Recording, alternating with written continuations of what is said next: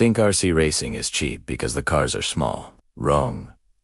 So incredibly wrong. Club racers spend $2,000 to $10,000 plus annually on this hobby, and that's after you bought the car.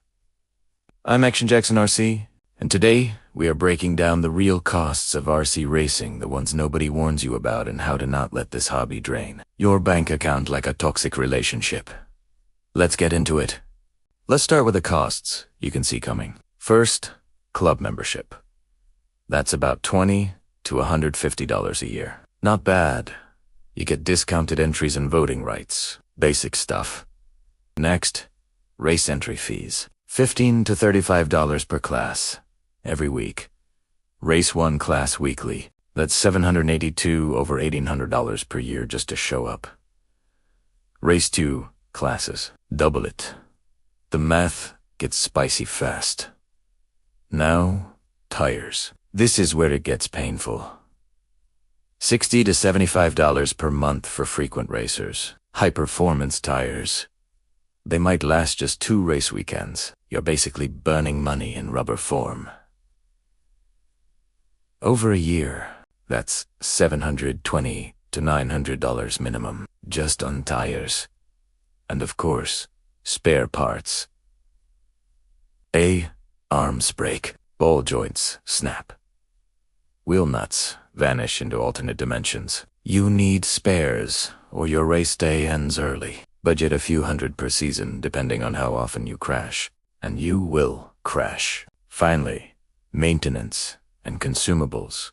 Bearings, shock oils, cleaning supplies, nuts, bolts, zip ties. It adds up to a few hundred annually. Seems small until it's not. These are the obvious ones. Now let's talk about what actually prices people out. Here's what actually makes people quit. First, the upgrade cycle, the endless money pit. I need to go faster. It turns into a constant stream of upgrades. New motor, better ESC, carbon fiber everything, titanium screws. It's because why not? Even when your current parts work fine. This mentality turns RC racing into a financial black hole. You're not buying what you need, you are buying what the fast guys have, hoping it makes you fast. Spoiler, it doesn't work like that. Next, tools and setup equipment. High-end setup boards, scales, specialized tools. These aren't cheap. You need them to be competitive, but that's hundreds up front, plus more as you level up. Then there's travel costs. The silent killer. Gas to the track every week. For bigger events, hotels, food, more gas. This adds hundreds to thousands per season. Nobody budgies for this. Everyone should. And new car purchases. Manufacturers drop new models constantly. The pressure to buy the latest chassis to stay competitive. That's $600 to $1,000 plus every time. And people do it multiple times per year. Absolute madness. Lastly, pit space rental. Some tracks charge around $300 a year for a permanent pit spot. Convenience? Sure. Another cost. Also, yes.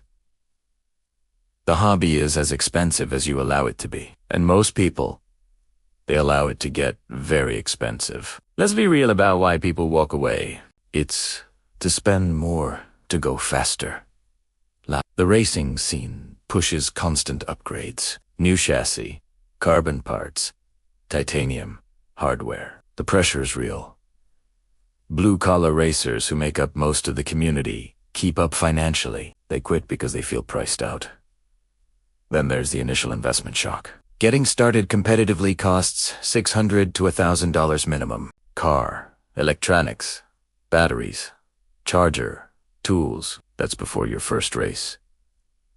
A lot of people tap out right here, and the consumables drain you. Tires every few weeks, parts breaking, race fees piling up. It never stops.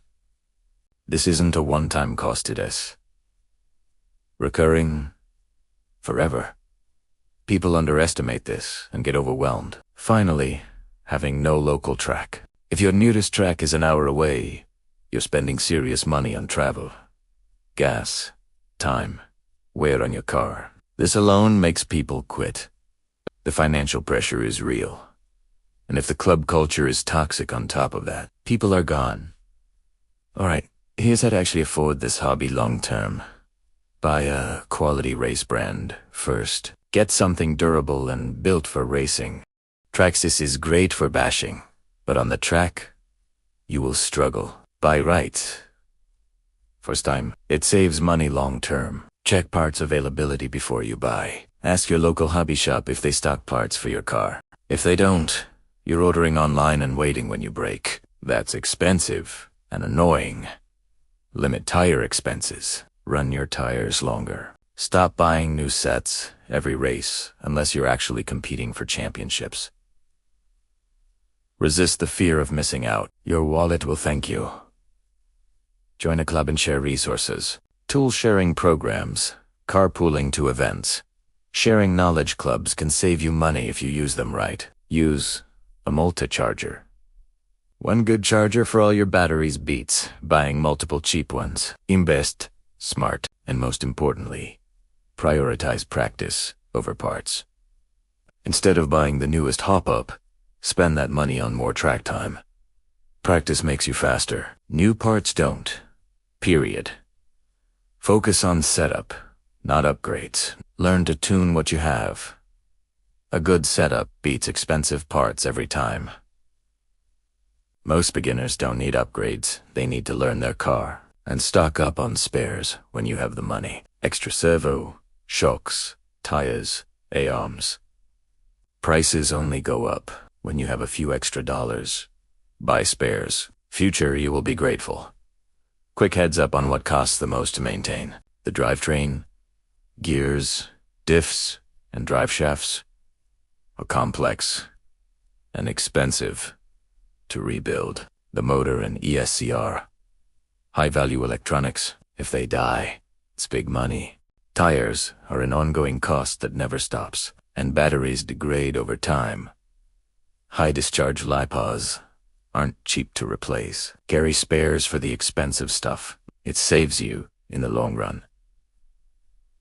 RC racing can be affordable if you're smart about it, but it can also become a money pit if you let the upgrade cycle control you. Buy quality. Maintain properly. Practice more than you upgrade. Stock up on spares. Do not try to keep up with everyone else's spending. Race your own race, not another racer's budget. Did I help? Smash that like button. Subscribe to Action, Jackson RC for real talk. That saves you money. See you at the track. Peace.